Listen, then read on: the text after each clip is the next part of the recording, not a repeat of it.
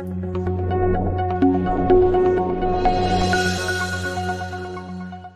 do we got today? Joe, you want to bring on Casey? We are honored to have a young lady from Pittsburgh, Pennsylvania, Miss Casey Brandy. And Casey is one part of a mother-daughter team. And feel free, Casey. We want you to talk about your mother as well as we're in here, and because I know she's kind of an integral part in what you guys do. So, good morning. Good morning. So, yeah. Go ahead. Tell us a little bit about yourself and what you and your mom have been doing. It's a great story. Yeah. So my mom isn't here, but she's kind of like a Martha Speed. She'll do a lot behind the scenes, but she's really important. My mom was a MICU nurse for like 25 years, and she was just tired of her job. And I was in the middle of college, and I could just see things like falling apart. So we started back in the 08s, like 09s. And that's how we built our rental portfolio at the time. She cashed out her retirement fund, and we just started buying properties. So Casey, you had 40 rental properties, right? Yep.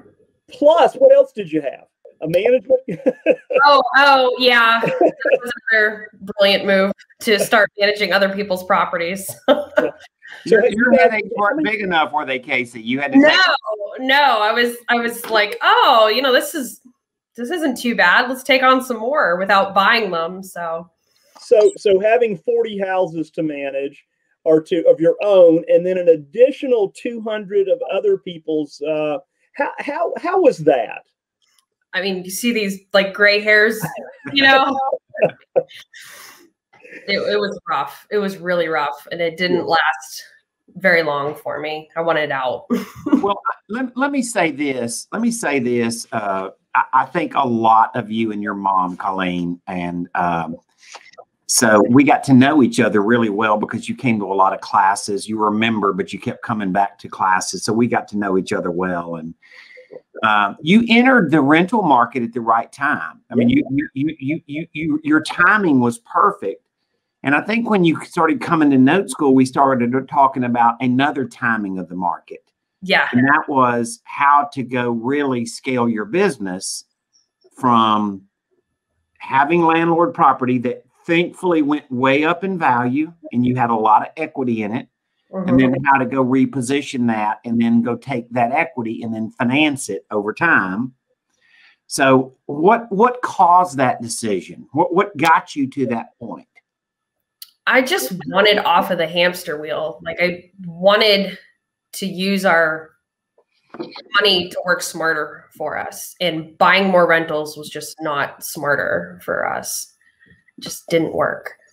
So you've gone from 40 rentals, right? And over the last several months, a year or so or more, you guys you've sold some of those. So you've sold what, 11 or 12 of those properties? Yeah. And what did that look like? I know you got some advice from Mr. Speed on a deal lab on a lot of these. So what was your thought process there? Well, I thought I could use all this new knowledge to note my way out of selling them. But when I consulted with my board of directors, which is what Note School really is, that wasn't the best idea for the market that I'm in. It was just to sell outright. And that was really easy. Well, and once again, what we're talking about is the assets that you had were more valuable to go cash it out and then take that cash and go buy notes than it was just to note yourself out of it. So I remember in the deal labs, we would talk about the perfect note, the note creation property, and you weren't describing the perfect note property to me. No, they were desirable properties in desirable areas. They weren't, crappy ones. And yeah. Well, I mean, we're not saying those are what we want to note out, right? But these are properties that there was a market fever for. Yeah.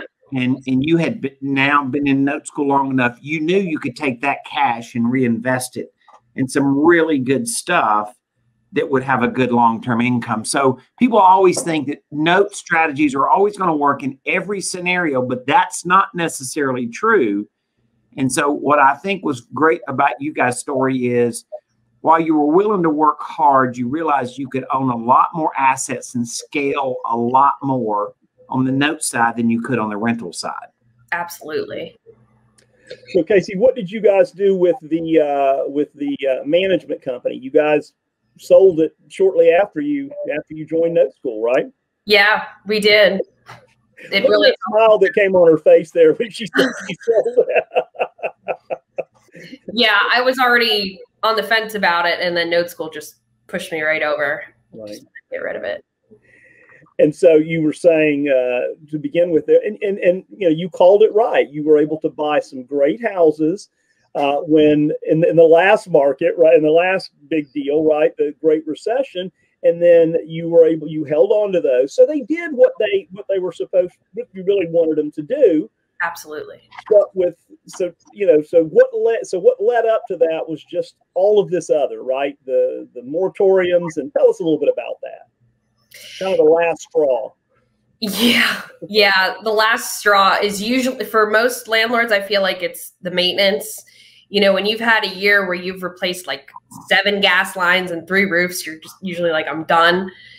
You know, normally the tenants can help cash flow some of those repairs, but with this moratorium, people could choose whether they wanted to pay or not. And if you didn't have enough in reserve, you know, you were really hurting. So I was just tired of managing something I didn't feel I had a lot of control over. Like, I can't control moratoriums. You know what I mean? Yeah. Can't control anything around you, but boy, when I tell you, when you start selling those and you see that cash coming back in, and then you can put that cash into notes, and then you start building, you know, that B word that we like to talk about, right? Building your own bank. So yeah. So, you know, so what does that look like today? Are you still selling properties, or what are you doing? Yeah, I'm selling them as they become problematic for me. You know, if they're a headache to manage, I don't want them anymore. And I can make that decision because I don't think most landlords would sell today, even if they were in a position like mine, if they didn't know how to create a new monthly cash flow that notes give you. Like, you can't just sell something and sit on this cash. You have to keep it moving, keep it generating. And I have that. I know that I can go buy notes and keep it generating more cash flow. How do you expand on that just a little bit, what she just said there, to take that cash out of one asset that is way up here now, and then you can go and, anyway, go ahead.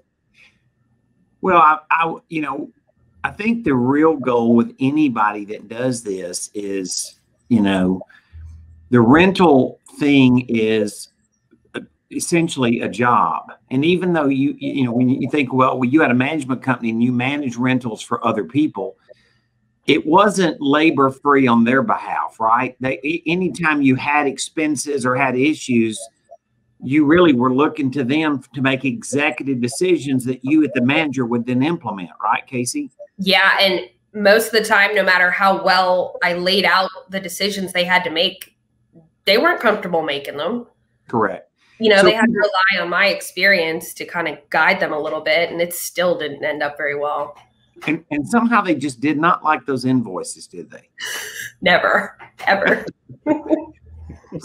So you move from a business that has some invoices, some unexpected invoices, and a lot more work, to buying a note, which turns out to be pretty doggone passive for you. Yeah. Right.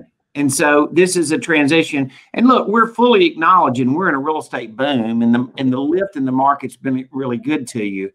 You know, I think it's interesting. Like, there's lots of perspectives out there, like, are the trees going to grow to the sky and all that stuff? Right. I believe in cycles, you know, and if you're listening to someone in real estate right now who hasn't lived through a couple of cycles, they just don't know what they're talking about. You know? Yeah, well, I don't know that I know what I'm talking about, but I have lived through several cycles. You know, Casey, about a year ago, a little over a year ago, you probably remember this when Eddie came out and said, you know, it's right about now is the time when, you know, the advice of a gray-haired guy or two might be helpful for the next, you know, year, 2 years, 3 years, whatever it looks like, right? Yep, I just cover mine up, but yes. So, Casey, I want to talk about something far more important than investing in deals. Okay. And that is, what's your real passion? I like traveling, and I like skiing a lot. Awesome. And you got a family? I do. I have a husband and 2 kids under 5. Awesome. So I guess the big thing, and I know you've heard me mention it, that's why I kind of brought it up, is you feel like these decisions are letting you make bigger decisions about what wakes you up in the morning. Yeah. Yeah. Right? I don't feel tied. I don't feel tied or weighed down anymore. Like, I know I can transition us into something more aligned with what we want. Yeah. So I think a lot of people like, why do we do this? And I love the note business. And I think all 3 of us really do. Yeah. But what I really love is what the note business does for us. I mean, it's not that I don't have a passion for the business, but the note business, the freedom of the note business and the flexibility of the note business is really a thing, right? Yeah. Because the rental property is a grind. It is just going to be a grind. Is that right, Casey? Yeah, I can't emphasize that enough. And, you know, if you have 1 or 2 and you're happy with that, then you just don't have enough. You know, somebody will you'll hit your threshold. You'll hit your threshold. You know what I mean? Some people, it's 5. For us, it was 40. You know what I mean? And you're just had enough. Just keep going until you hit your threshold. Is that what you're saying? That's what'll happen. Yeah. Yeah. Don't stop till you get enough, right? And you'll know when you get enough, right? I think that was a song a few years ago. Casey, here's the thing that you know I take from this as well is that when you're a landlord, right? And even if you saying you weren't in the management business as well, but even if you're just a landlord with 40 houses and you have a management company, it's kind of hard to go wherever you want to go and ski. And worry about what's happening back there. You're still going to get the calls versus when you're investing in a note, it can be anywhere. It's typically going to be serviced by a third. It's always going to be serviced by a third party.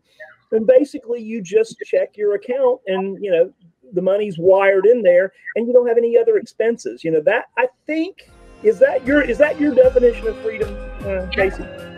Yeah, it really is. It's not hands off. You still have to pay attention, but it's a lot easier. Yeah.